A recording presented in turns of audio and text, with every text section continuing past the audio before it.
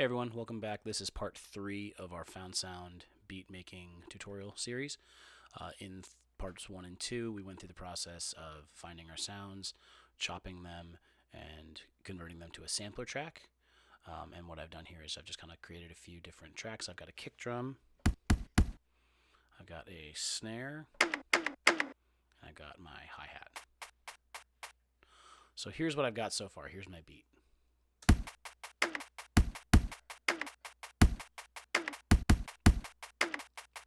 So it's pretty straightforward, kind of hip-hop beat. And now what I need to do is bring in some pitched samples so that I can map them to my keyboard and use them to create melodic lines, leads, bass notes, pads, things like that. So what I've got here in my media browser is a sample of the microwave in the band room.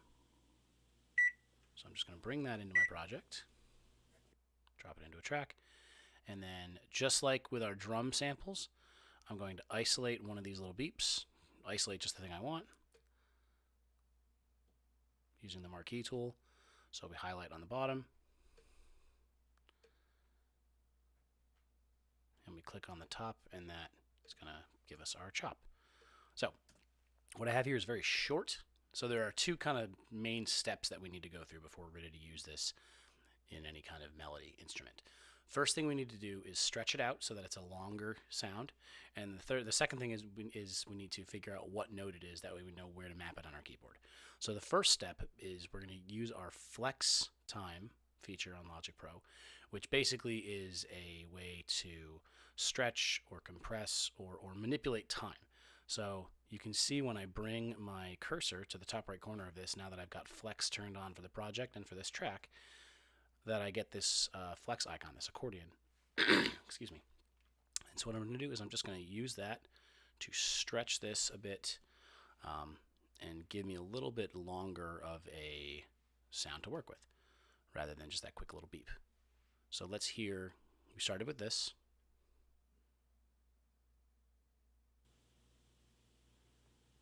There it goes. And then this is what we ended up with after, again, turning on flex and stretching it out.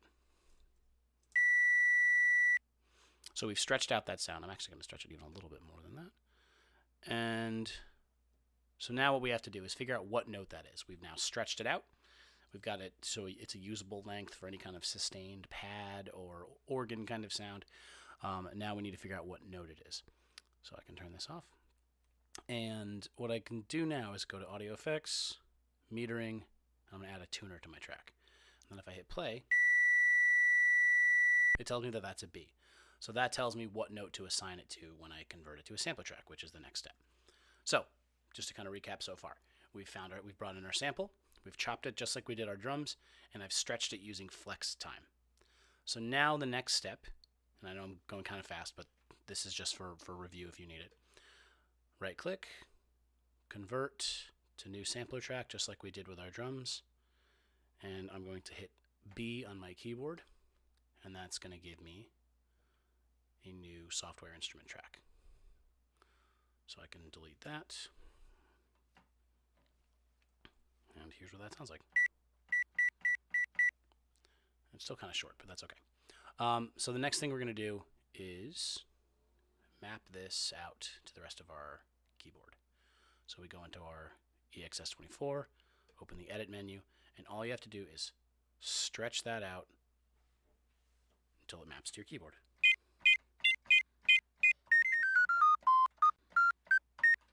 So now I can play it like a piano. It's going to ask me to save, so I save my instrument. And now, if I move my keyboard down a few octaves,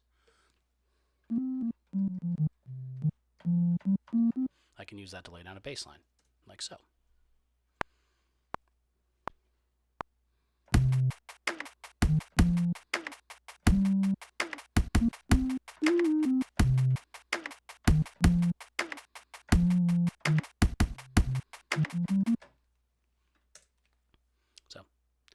Yeah, so that's how we do that.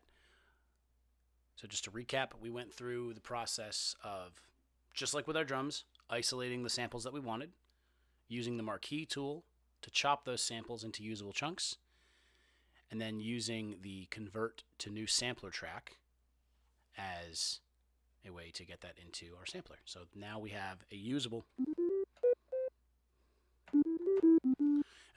instrument that I can play chords, I can play bass lines, higher kind of plucky melody lines, and anything else I want to do. So I hope you found this helpful.